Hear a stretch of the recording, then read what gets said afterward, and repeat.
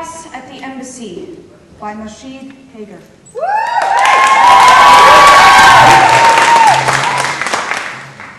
Turn on the TV! Turn it on now! Dad yelled as he entered the living room. He was home early and out of breath. This was Iran in 1979. What now? Mom emerged from the kitchen, still drying her hands. I stood up to greet my father. Dad? What's going on? The fear on his face made me lose interest in the dolls I was playing with. Riza?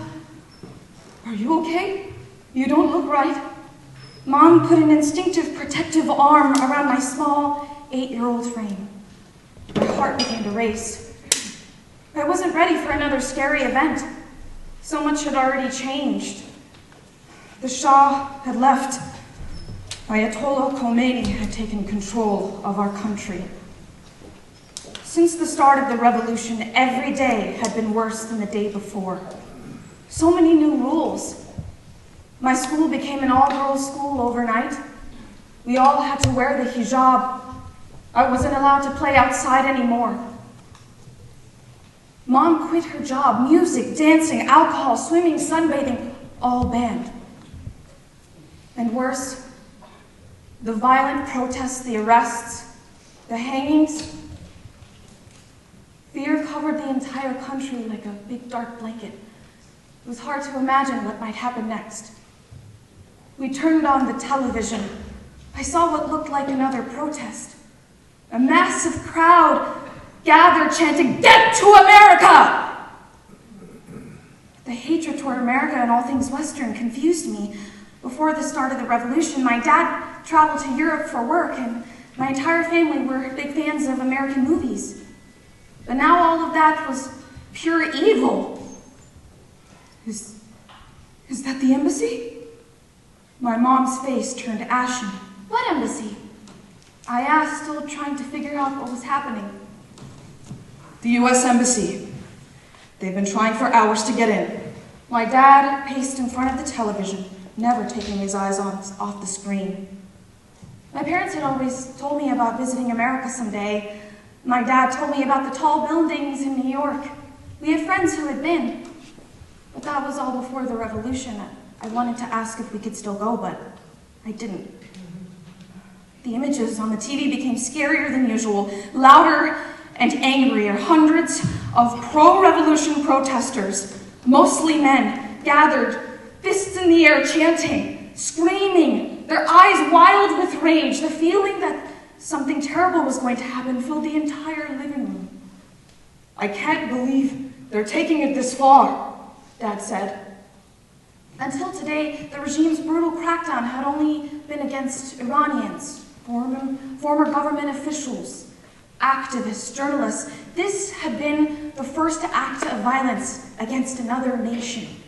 We watched as the protesters pushed up against the gates of the embassy. The camera panned, and the American flag became visible. I would probably never see New York. Do you think they're going to get in? Mom asked, clearly afraid of the answer.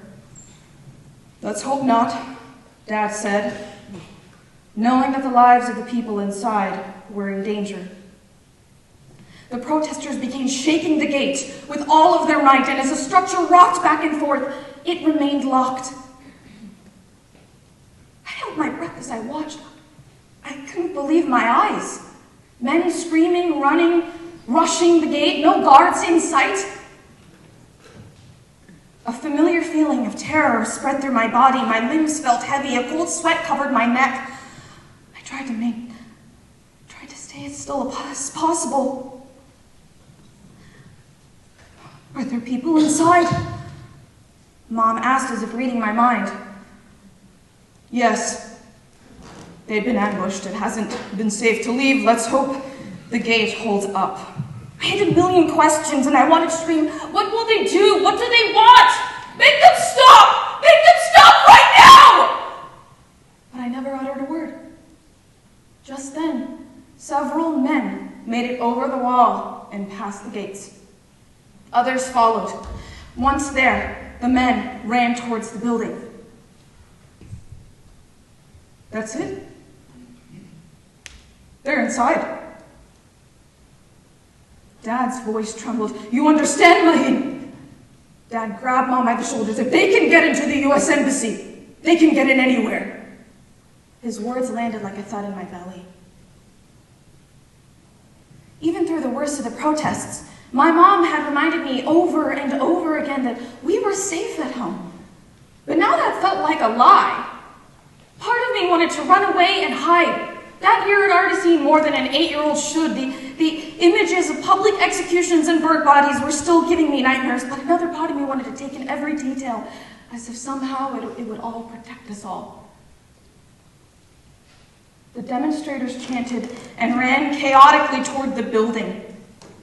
The crowd cheered as more men made it past the gate. Within seconds, the sound of broken glass and screams from inside the building filled up the whole space. It was like a scene from a movie. Furniture and paper poured out of the gates, out of the windows of the embassy. My heart felt like it was going to explode out of my chest. The camera zoomed in on the American flag. The men had tried to grab it and rip it to shreds. I thought about my grandfather's Iran flag. He'd always handled it with such care. He'd only bring it out on special occasions and display it proudly in the formal living room. I was taught to treat it with respect. We watched in disbelief as the American flag went up in flames. Dear God, this is not who we are. This is barbaric, Dad said with his head in his hands, as we watched the men wave the burning flag back and forth. The crowds cheered. I was terrified of what would happen next. This will have consequences, Dad said. We won't recover from this. Dad looked at Mom with tears in his eyes. My mother put a hand on his shoulder to comfort him, but remained silent. I understood that whatever this event was, it would forever change the way the world would view Iran. I had grown up fast that year. A new feeling crept up and took hold alongside fear. It was shame, but it would be decades before I could identify it. Shame for acts I didn't commit. Shame for being viewed as violent. Shame for being viewed as terrorists. Demonstrators created a giant heaping pile of papers and filing cabinets and chairs and desks. They doused it with gasoline and lit it on fire. The smoke billowed. It was like a scene from World War II movies I had watched with my dad, and it made me choke up. I didn't want us to be known for this. We were glued to the television well into the night, wondering, worrying, praying. In the end, the pro-revolution militia took almost 100 people hostage. 66 of them were Americans. We watched as they paraded the hostages out of the building, blindfolded and handcuffed. The hostage crisis played an important role in Iran's history and clarified things for many Iranians like my parents. Any hope that this new regime would be a democratic and progressive one concerned with Iran's standing in the world, vanished that night. The fear we felt as we watched those images stayed with us for months. We can't stay here, Dad said to no one in particular, signaling the beginnings of an exit plan. As I sat next to my mother while she wept, I thought about the family members of those hostages. They were probably watching too, and they would be terrified. I mean, how could they not? Would they know that I was scared too? Would they know that I sat with my family in Tehran around the television and in horror and prayed for their loved ones? Would they know that we didn't want any of this to happen? We watched helplessly as these angry mobs took over our towns, our neighborhoods, our Iran, my birthplace, seemed to be slipping further and further away until it was unrecognizable. Everyone looked sad or scared all the time. You never knew when a violent protest would break out. The regime beat men and women in the streets, all in the name of Islam, all while carrying pictures of Khomeini, their supreme leader. Every day, news of people disappearing. Anyone who spoke out against the regime was in danger. No one was safe. The streets were filled with government spies. 444 days later, the hostages were released on January 20th, 1981, but my country would never be the same. The events of that night crystallized one inevitable truth. This regime would stop at nothing to stay in power. Iran and Iranians would be isolated from the rest of the world. This regime stole my childhood, my sense of safety, and ultimately my home. 9 months later, after the release of the hostages, my family made the heartbreaking decision to leave Iran for good. It was somewhere on the journey out of the country that I realized my father was right. That night set our departure in motion and changed our lives forever. We never did recover from the events of November 4th, 1979.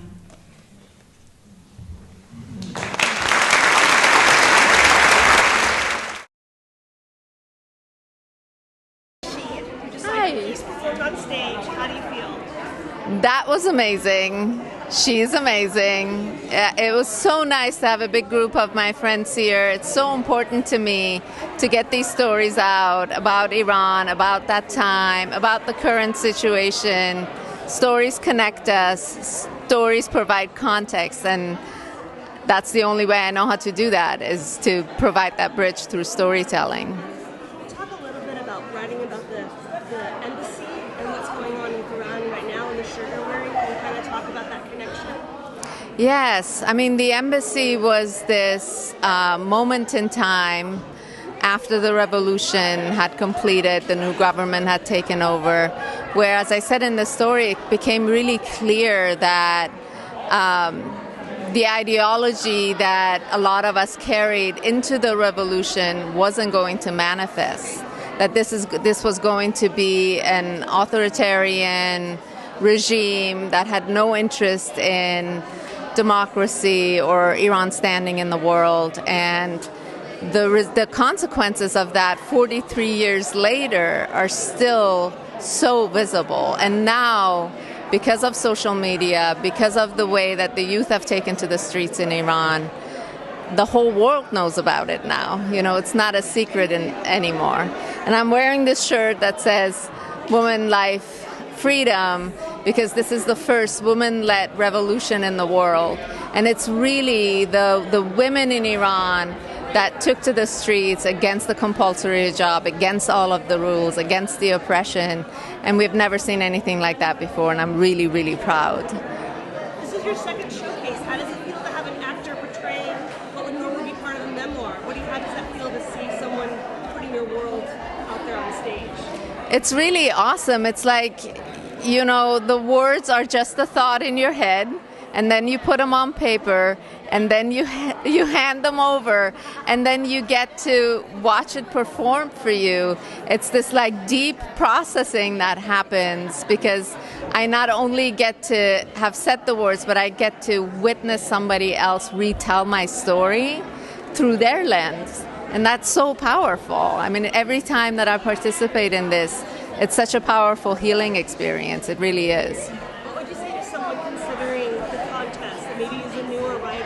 What would you say to them about entering the Memoir Showcase contest? Oh my gosh. I had a bunch of my friends who are like, I think I have a story. I'm like, please come tonight. Please meet Marnie and Tracy. If you have a story, you have to tell it. This is how the world connects. This is how we all figure out that we're connected and we're not that different from each other. If you have a story inside of you, that story needs to be told. We're so glad to get you and have you represent Mahshid tonight and a feel the audience was with you? Oh my God, yeah. I could feel like sort of the pregnant pauses that I made. I could feel it sort of sustain and permeate throughout the audience. I felt the sort of like affirmations and sort of surprise just throughout the audience. I could feel them following along with me through this journey told. It's rare for an actor to get to meet the writer of a Yeah. piece. Was that a responsibility, and how did it feel to have that, knowing that she was watching her life kind of in your hands a little bit? Oh my God. I mean, it was exhilaration, but it was scary because I wanted to tell your story in a way that was as true to who you are and what happened and what was occurring in that moment. And I wanted to recreate it as accurately as possible. And I just wanted to do her work just because it's a beautiful memoir and it's a beautiful story and it's a painful one. And I wanted to convey the mixture of fear and shame and change and nostalgia for what was happening before, what life in Iran was before the regime.